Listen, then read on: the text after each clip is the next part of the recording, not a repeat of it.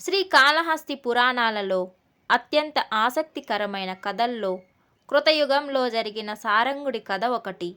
వేశ్య వ్యామోహంలో మునిగి తేలిన ఓ వ్యక్తి అదే వేశ్య చెప్పిన ఒక్క మాటతో పరమ శివభక్తుడుగా ఎలా మారాడు?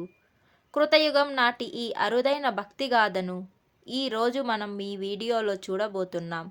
మీరు గనుక మొదటిసారి మన ఛానల్ని చూస్తున్నట్లయితే ఇలాంటి మరిన్ని ఆధ్యాత్మిక విషయాల కోసం ఇప్పుడే సబ్స్క్రైబ్ చేసుకోండి. ఇక ఆలస్యం చేయకుండా కథలోకి వెళ్దాం. పూర్వం గోదావరి నదీ తీరంలో గల విప్రకూట అగ్రహారంలో రత్న వ్యాపార నిపుణుడైన సౌరవ్రతుడు అను బ్రాహ్మణుడు అత్యంత ధనవంతుడై 50 లక్షల బంగారు నాణాలు కూడబెట్టి రోగగ్రస్తుడై మరణించాడు. అతని మరణాంతరం అతని ఏకైక కుమారుడు సారంగుడు నిరంతర భోగలాలసుడై ద్రవ్యమంతా వేశ్యలకు ఖర్చు పెట్టాడు. 1,00,000 సువర్ణాలు మాత్రం మిగిలాయి వాని చెంత. ఆ గ్రామస్తులు కొందరు శ్రీకాళహస్తీశ్వర స్వామివారి దర్శనార్థం ఆ క్షేత్రం వెళ్ళారు. అప్పట్లో సింహధ్వజుడను మహారాజు శ్రీకాళహస్తీశ్వరునకు చేయిస్తుండిన వసంతోత్సవం చూశారు వారు. ఆ ఉత్సవంలో పుష్పరథోత్సవం నాడు విశ్వమోహిని అను నాట్యకత్య తన సహజ కళా నైపుణ్యంతో నాట్యం చేయడం చూచి చాలా ఆనందపడ్డారు వాళ్ళు. ఆశ్చర్యదాయకమైన దాని రూప కళా అతిశయాలకు ముగ్ధులయ్యారు వాళ్ళు.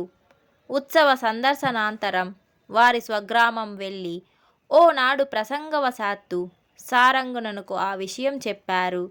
సారంగుడు బాల్యం నుండి వేశ్యలోలుపుడు కావడం వల్ల తన చెంతనున్న 1,00,000 వరహాలు తీసుకొని శ్రీకాళహస్తి క్షేత్రం వెళ్ళి విశ్వమోహినిని చూచి ఆమెచే ఆకర్షితుడై ఆమెతో స్నేహం చేసి కొన్నాళ్లలో పరమ దరిద్రుడైపోయాడు.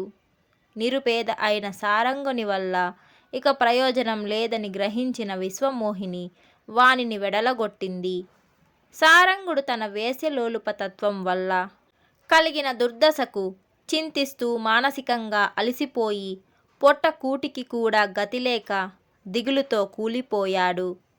ఓనాటి రాత్రి విశ్వమోహిని వానిని సమీపించి హితబోధ చేసి శేషజీవితం శ్రీకాళహస్తీశ్వర స్వామివారి సాన్నిధ్యంలోనే గడిపి పరమేశ్వరారాధనతో తరింపమని చెప్పి వానిని ఉత్తేజపరిచి వెళ్ళిపోయింది. వేశ్యంగన ప్రోత్సాహి అయిన సారంగుడు ఆ క్షేత్రంలో శివార్చనారతుడై కైలాసనాథుడును బ్రాహ్మణుని ఆశ్రయించి అతని వలన శివ పంచాక్షరీ మంత్రం ఉపదేశం పొంది తన గురువుగారి పేరుతో ఓ శివలింగం, కైలాసనాథేశ్వర లింగం స్థాపించి పరమేశ్వరుణ్ణి గూర్చి అతి ఘోరంగా నిద్రాహారాలు సైతం విసర్జించి తపమాచరించాడు. అకుంఠితమైన వాని పట్టుదలకు తపోదీక్షకు పరమేశ్వరుడు సంతృప్తి పడ్డాడు. అంచేత వైశాఖ మాసం బహుళ 30వ దినం భరణి నక్షత్రయుక్త మంగళవారం నాడు వానికి ప్రత్యక్షమై వరప్రదానం చేశాడు. కొన్నాళ్లకు వాడు శివ సాయుధ్యం చెందాడు. వైశాఖ బహుళ 30వ దినం భరణి నక్షత్రయుక్త మంగళవారం నాడు సారంగుణ్ణి శ్రీకాళహస్తీశ్వరుడు అనుగ్రహించినందువల్ల ఆ శుభదినం నాడు కన్నప్ప ఆలయం ఎదుటుగా ఉన్న కైలాసనాథేశ్వర లింగమును పూజించి మూలలింగమును దర్శించి సేవించిన వారికి శివసాయుధ్య మహాభాగ్యం లభిస్తుంది. ఈ గాథ ఆధారంగా శతనామావళిలో 84వ నామం రక్షిత సారంగాయ నమః, సారంగుణ్ణి రక్షించిన శ్రీకాళహస్తీశ్వరునకు వందనం అను నామం ఏర్పడింది.